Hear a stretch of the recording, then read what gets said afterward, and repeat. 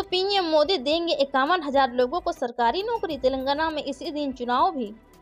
प्रधानमंत्री नरेंद्र मोदी 30 नवंबर 2023 को शाम 4 बजे वीडियो कॉन्फ्रेंसिंग के जरिए ताजा नियुक्ति हुए 51,000 से ज्यादा कर्मियों को अपॉइंटमेंट लेटर बांटेंगे। इस मौके पर प्रधानमंत्री नए नियुक्त हुए सरकारी कर्मचारियों को संबोधित भी करेंगे। इसी साल कई रोजगार मेला के जरिए प्रधानमंत्री नरेंद्र मोदी कई लाख लोगों को सरकारी नौकरी दे चुके हैं। ये रोजगार मेला देश भर में 37 जगह पर आयोजित किया जाएगा। केंद्र सरकार के विभागों के साथ साथ राज्य सरकार केंद्र शासित प्रदेशों में रिक्रूटमेंट किए जा रहे हैं। रैली को संबोधित करने कोलकाता जाएंगे अमित शाह। भाजपा सांसद ने कहा, हमने अदालत से अनुमति ली। कोलकाता के धर्मतल्ला में भाजपा की रैली की तैयारियां जोरों शोरों से चल रही है। केंद्रीय मंत्री अमित शाह इस रैली को संबोधित करने वाले हैं। गृह मंत्री को सुनने के लिए लोगों में भारी उत्साह है। लोग बंगाल के विभिन्न हिस्सों से कोलकाता पहुंचने शुरू हो गए हैं। अमित शाह की रैली का विरोध विपक्ष काले कपड़े पहनकर करेंगे। इस रैली को लेकर भाजपा विधायक अग्निमित्रा पॉल ने कहा कि उन्होंने इस रैली के लिए अदालत से अनुमति ली है। सुबह 3 बजे से ड्रम संगीत के साथ मंदिर में होती है आरती। क्या उससे नहीं होता शोर? मस्जिद से लाउड स्पीकर से बैन। लाउड स्पीकर पर देश के कई राज्यों में खूब सियासत हुई है। इसे लेकर कई अदालतों में मुकदमे भी दायर हुए हैं। इस बीच गुजरात हाईकोर्ट में भी एक ऐसे ही जनहित याचिका पहुंची जिसमें मस्जिद पर लगाए गए लाउड स्पीकर को बैन करने की मांग की गई। अदालत ने इस याचिका को खारिज कर दिया। हाईकोर्ट ने कहा कि मस्जिद में अजान के लिए लाउड स्पीकर के इस्तेमाल से ध्वनि प्रदूषण नहीं होता है। गुजरात हाईकोर्ट की चीफ जस्टिस सुनीता अग्रवाल और जस्टिस अनिरुद्ध पी माये की पीठ ने याचिका को पूरी तरह से गलत बताया। पीठ ने कहा कि वह इस बात को नहीं समझ पा रहे हैं। चीन में निमोनिया का प्रकोप। उत्तराखंड सरकार ने अलर्ट जारी किया, अधिकारियों को निगरानी बढ़ाने का निर्देश दिया। चीन में बच्चों में निमोनिया, इन्फ्लुएंजा और फ्लू के मामले में तेजी से बढ़ोतरी के बीच राज्य के स्वास्थ्य सचिव ने राज्य में निगरानी बढ़ाने के लिए दिशा निर्देश जारी किए हैं। उन्होंने कहा कि हालांकि राज्य में अभी तक बच्चों में निमोनिया का कोई मामला सामने नहीं आया है, लेकिन सभी जिलों के अधिकारियों के एहतियात के तौर पर अस्पतालों पर कड़ी निगरानी रखने का निर्देश दिया गया है। राज्य के सभी जिला अधिकारियों और मुख्य चिकित्सा अधिकारियों को निर्देशित किया जाता है कि वो अपने अपने जिलों में निमोनिया और इन्फ्लुएंजा फ्लू के रोगियों के इलाज के लिए isolation bed, ward, oxygen bed, ICU bed, ventilator और ऑक्सीजन सिलेंडर की पर्याप्त व्यवस्था करें। युद्ध विराम खत्म होते ही फिर शुरू होगी जंग। हमास ने की शांति की अपील, इजराइल बोला नहीं छोड़ेंगे। पढ़े लेटेस्ट अपडेट्स। मिडिल ईस्ट में पिछले कुछ दिनों से शांति है। इसकी वजह यह है कि इजराइल और हमास के बीच शांति बनी हुई है। दोनों के बीच युद्ध विराम पर सहमति बनी हुई है, जिसकी वजह से तक कोई भी हमला नहीं किया जाएगा। इस युद्ध विराम के दौरान हमास अपने केस से इजराइल के लोगों को रिहा कर रहा है, जबकि इजराइल अपने जेलों में बंद फिलिस्तीनी कैदियों को आजाद कर रहा है।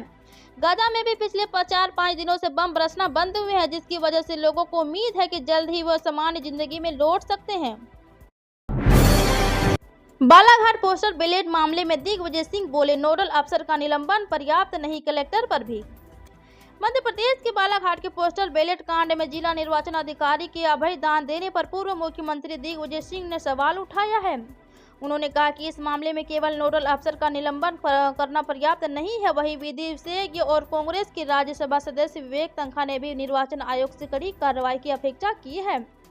बता दें कि बालाघाट के स्ट्रांग रूम खोलकर पोस्टल बैलेट पेपर के बंडल बनाए जाने की इस घटना के बाद कांग्रेस ने न केवल मतगणना में गड़बड़ी की आशंका जताई थी। बिहार के स्कूलों में जन्माष्टमी, शिवरात्रि की छुट्टी खत्म। ईद, बकरीद की बड़ी कई त्योहारों पर बदला गया अवकाश।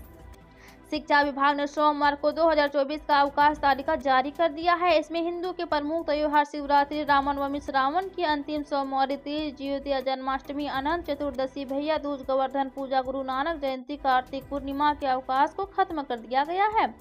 होली, दुर्गा पूजा, दिवाली, छठ आदि त्योहार के अवकाश के दिनों को कम कर दिया गया है। अगले साल मुहर्रम, बकरीद, ईद की छुट्टियों को दिनों को बढ़ाया गया है। वहीं गुरु गोविंद सिंह जयंती, रविदास जयंती व भीमराव अंबेडकर जयंती पर अवकाश घोषित किया गया है।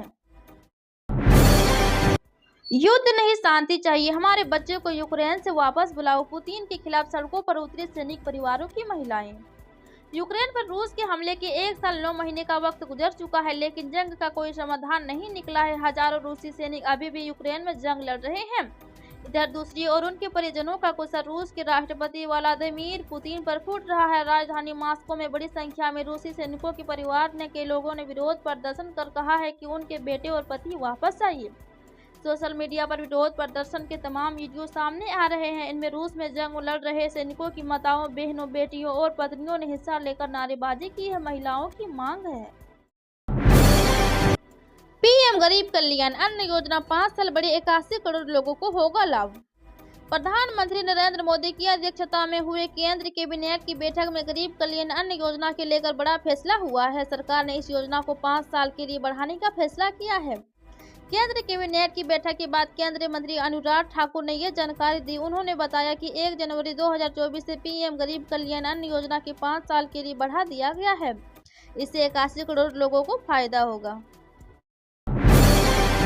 सऊदी अरब ने वर्किंग वीजा देने के नियमों में किया बड़ा बदलाव, भारत को झटका। सऊदी अरब ने वर्किंग वीजा को लेकर बड़ा बदलाव किया है। साल 2024 से यहां काम करने वाले विदेशियों के लिए एक नया नियम तैयार किया गया है। सऊदी सरकार के मानव संसाधन और सामाजिक विकास मंत्रालय ने जानकारी दी है कि 2024 से 24 साल से कम उम्र का नागरिक किसी भी घरेलू सहायता के लिए किसी विदेशी कामगारों को काम पर नहीं रख सकता है। नए नियमों के मुताबिक सऊदी अरब का कोई भी नागरिकों की विदेशी पत्नियां उनकी मां घरेलू कामकाज के लिए सऊदी प्रीमियम परमिट धारक विदेशी श्रमिक की भर्ती के लिए सरकार को आवेदन दे सकेंगी।